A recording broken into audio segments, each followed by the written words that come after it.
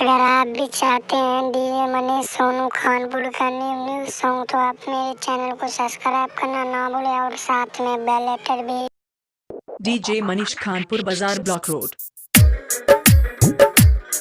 ससुराल के जान म्यूजिक डायरेक्टर डीजे मुन्ना राज। ससुराल के जान झिटकी बाजार Madhubani. Presented by Virat Music.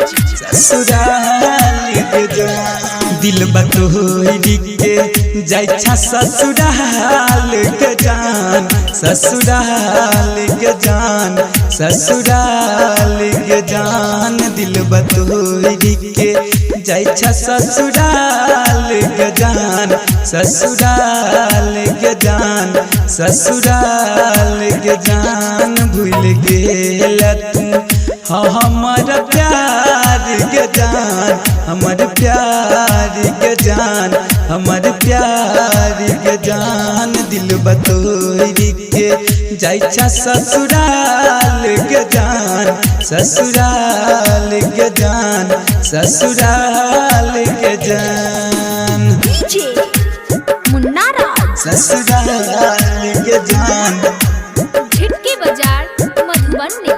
ससुराल के जान Singing by Rajesh Ranjan. Rajesh Ranjan. ससुराल के जान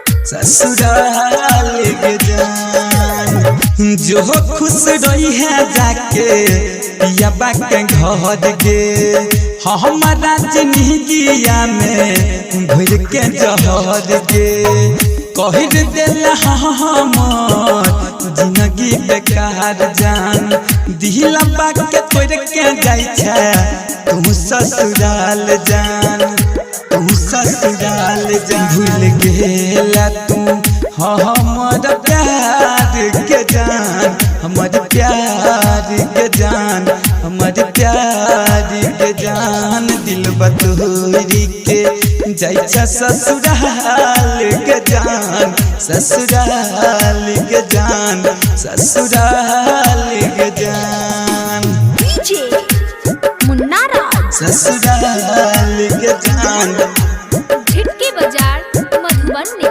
ससुराल के जान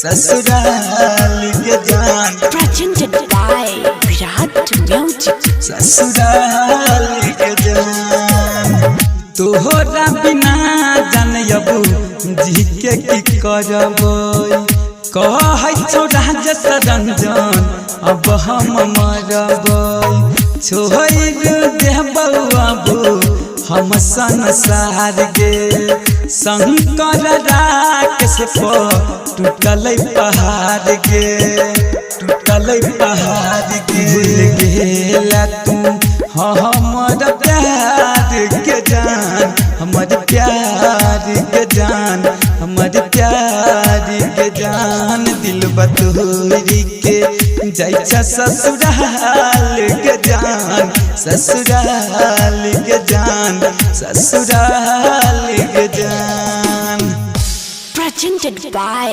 Virat Music.